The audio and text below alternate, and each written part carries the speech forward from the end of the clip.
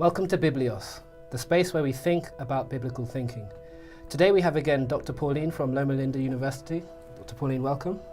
It's good to be here. Thank you. Thank you. Today we're going to be talking about literalism and symbolism in prophetic literature. And Dr. Paulien, I wanted to read a passage to you from Isaiah chapter 6, verses 6 to 7. It says, "Then one of the seraphim flew to me with a live coal in his hand, which he had taken with tongs from the altar. With it he touched my mouth and said, 'See, this has touched your lips. Your guilt is taken away and your sin atoned for.'" Is this literal, symbolic, and how can we tell the difference?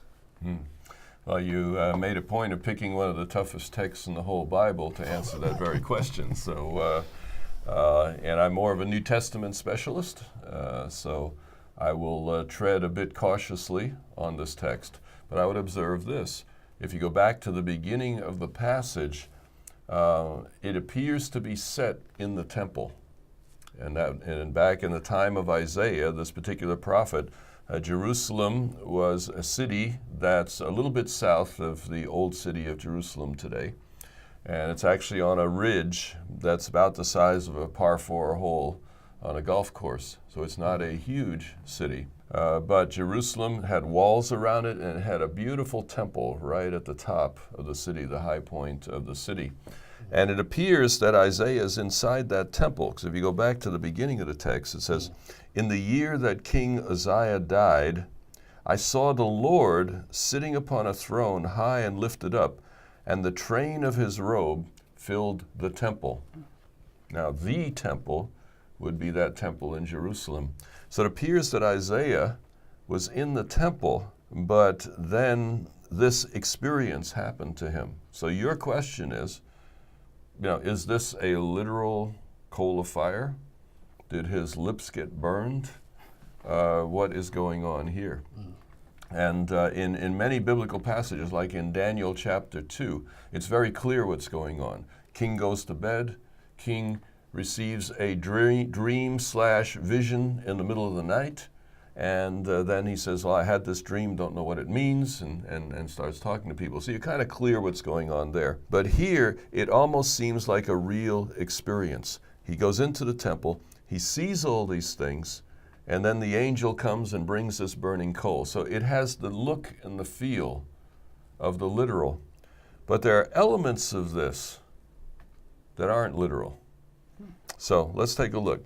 "In the year that King Uzziah died, I saw the Lord sitting upon a throne high and lifted up, and the train of his robe filled the temple." First of all, this doesn't really express the temple in Jerusalem. The most holy place of the temple, where God's presence was thought to be, was probably something about a 20-foot cube, 20 feet high, 20 feet around each of the sides.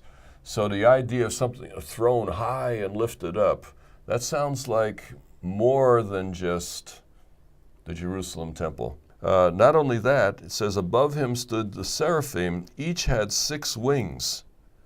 With 2 he covered his face, with 2 he covered his feet, and with 2 he flew." If this is intended to describe anything in the world today, it's a mistake. Because if you were to go out into the forest and see an animal with 6 wings, you'd probably be drinking, right? Okay, so I wouldn't trust your, this is, now there's insects with 6 wings, but this is something, this is not in nature, all right? So this is not normal. And then it says, "One called out to the other, 'Holy, holy, holy.' The foundations shook, the house was filled with smoke," and so forth. It appears that the Temple of Jerusalem sets the tone for this, but most scholars believe that he is actually going into vision, and a vision is like a dream, but a dream that comes from God. He goes into vision, and in the vision he's looking actually at the heavenly temple, a much vaster temple that the one in Jerusalem only represents.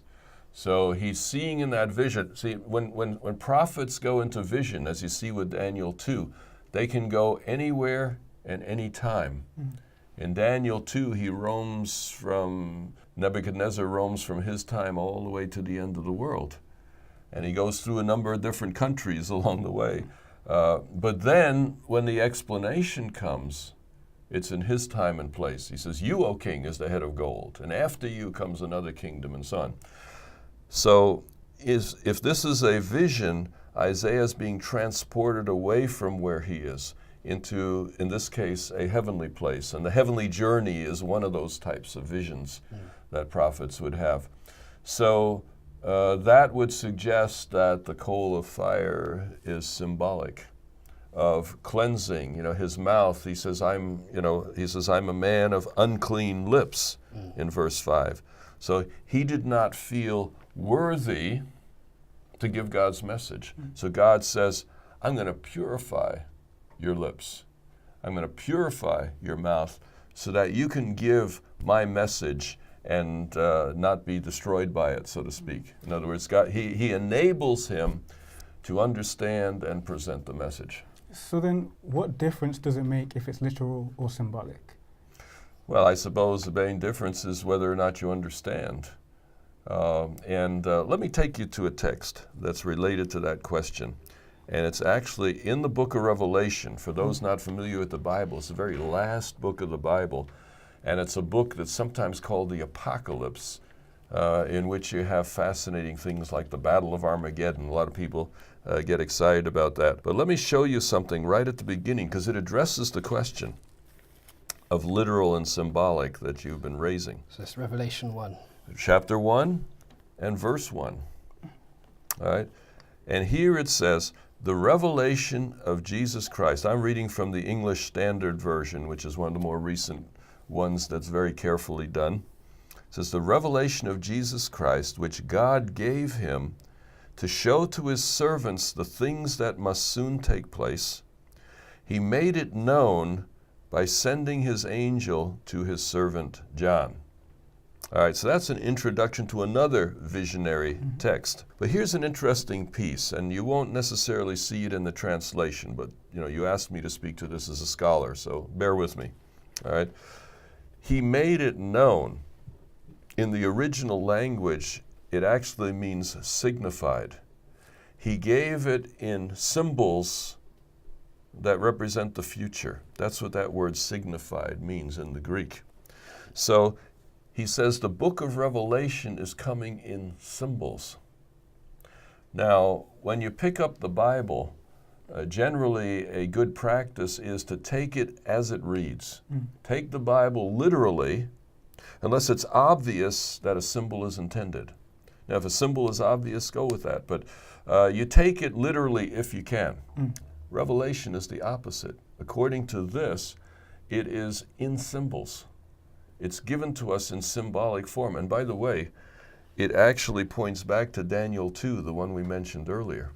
In Daniel chapter 2, this vision of Nebuchadnezzar, the vision of the idol with 4 different parts, representing 4 different kingdoms, that is actually being hinted at right here in this verse. The symbolism of Revelation is going to be like that of Daniel 2. It's going to be like that idol there. The idol doesn't represent itself. It represents nations and kingdoms, etc. So he's saying the book of Revelation is essentially a symbolic book. Is there anything literal in the book of Revelation? I would think so. One of those might be day and night, for example. When it's mentioned, it doesn't seem to be symbolic. It seems to be within the vision, should be taken literally. Day and night, if you see a dragon with 7 heads and 10 horns, the dragon part getting kind of symbolic, right? But the day and night might be more literal. So in the book of Revelation, you take everything as symbolic unless it's obvious that it should be taken literally. I'll give you a definite literal. Revelation talks about Jesus Christ. Is that a symbol? And what is it a symbol of? I think clearly that would be literal. But the Lamb also represents Jesus, but it's a symbol. Jesus is lamb-like in his character in some way. But then don't the symbols just end up making things more confusing? Well, why would anyone use symbols? Why would anyone write poetry? Why would anyone do a movie like The Lion King? Have you ever seen The Lion King, either of you? Once or twice. Once or twice, okay. So you get the idea. What kind of story is that? Fiction. Yeah, it's a fiction, but is it an animal story? Yeah? Is it really an animal story? No. No? What is it really doing? Animals don't talk in the real world, right? They don't interact like that. It's an animal story, a fictional animal story designed to tell us something about human beings and how they relate to each other. And what you really have is an African apocalypse. It's a story of a perfect world that gets ruined, and then after the ruin of that world, a son comes along to redeem that world and restore the beauty and the perfection that had originally been there. That's an apocalyptic story. It's a giant story of the whole universe, you know, and how things started well and then they went wrong, and then how somebody sets it right, fixes it, and then at the end you have, you know, the utopia, the paradise all over once again. So Lion King is an animal story, but it's not about animals. So why would anybody do a Lion King? Because it enables you to communicate in different ways, or to communicate to more people. Okay. And not only that, you communicate off guard. If I come into a room and say, I'm going to convince you that my way of thinking is the best, my political view is the one that you should follow, at least half the people in the room are going to be resisting me, right? Yeah. But if I tell them a story, like the Lion King, an animal story or something like that, their guard is completely down. And some people say picture's worth 1,000 words. So you can use symbols to communicate something powerful and take people off guard. So would you say that symbols, in a sense, in prophetic and apocalyptic literature are somehow subversive? Sort of, they have a way of sort of going beyond maybe what our immediate perception of them are, and teaching something perhaps unexpected. I love that word, subversive. Yeah, that's exactly what I was trying to say, but you said it better. You know, subversive is the idea that you can get people to hear something that they really don't want to hear, and actually change their minds and move them in another direction, whether it's a political purpose or a religious purpose and so on. Subversive means, you know, kind of under the surface, you are helping people to see a truth that they wouldn't see any other way. So poets, authors, and so on have used symbolism for millennia, thousands of years, at least we have evidence for that. It's a powerful thing. And why would God do that? I think God would do that simply because he loves communicating. God wants to be known. He wants to be understood. He also knows we resist. Every human being has a natural barrier against persuasion. You know, if I come at you with something you don't want to hear, you shut me off, right? Psychologically, if nothing else. But the subversive thing, go around those natural barriers and surprise people with a fresh idea. And that can bring about life change. Nobody's going to change unless they're convinced. Thank you very much, Dr. Paulien. You've been watching Biblios, the space where we think about biblical thinking. Join us next time.